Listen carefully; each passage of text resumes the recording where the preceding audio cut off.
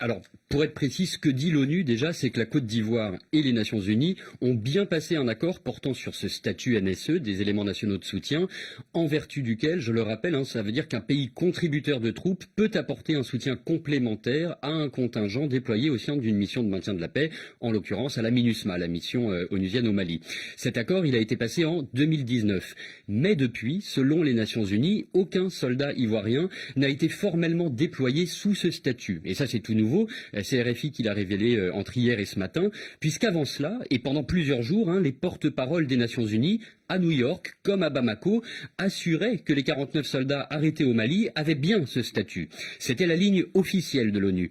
Mais devant la confusion générale qui s'éternisait, eh bien des recherches plus poussées ont été effectuées et il en est ressorti donc cette anomalie administrative. Légalement, formellement, ce statut ne peut leur être attribué, en tout cas il ne leur est pas attribué par les Nations Unies. Ni à eux, ces 49 soldats détenus depuis dimanche par les autorités maliennes, ni aux 7 détachements qui les ont, selon Abidjan, précédés dans le cadre de ce dispositif NSE depuis 2019. Donc techniquement, à ce stade, on comprend que les 49 soldats dont il est question aujourd'hui, comme ceux qui ont été déployés ces 3 dernières années, l'ont été pour accomplir des tâches conforme à ce statut, mais sans l'avoir réellement, sans l'avoir formellement. Alors, est-ce qu'il s'agit d'un simple dysfonctionnement administratif? Est-ce que la faute incombe à la partie ivoirienne ou à la partie onusienne? À ce stade, il y a encore effectivement beaucoup de questions. Mais côté ivoirien, en tout cas, les autorités l'affirment clairement, les 49 hommes sont des militaires de l'armée régulière. Et ils ont été envoyés au Mali dans le cadre des opérations des éléments nationaux de soutien, en vertu de cette convention signée en juillet 2019 entre la Côte d'Ivoire et l'ONU. C'est effectivement ce qui est indiqué dans le communiqué publié à l'issue du Conseil national de défense mardi soir, et c'est ce qu'ont répété les autorités militaires ivoiriennes hier.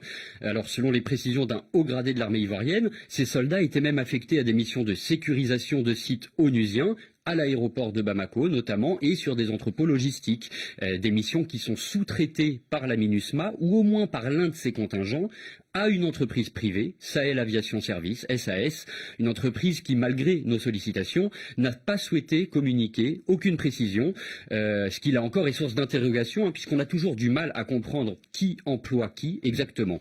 Donc ce mécanisme NSE, des éléments nationaux de soutien, il est présenté par les Nations Unies comme fréquent dans les missions de maintien de la paix. Il apparaît aujourd'hui aussi très complexe, voire opaque. Du côté de Bamako, on estime en tout cas qu'il y a trop de flou, trop de questions, que les procédures n'ont pas été respectées et que du coup, ces 49 soldats ivoiriens doivent être considérés comme des mercenaires et traduits en justice.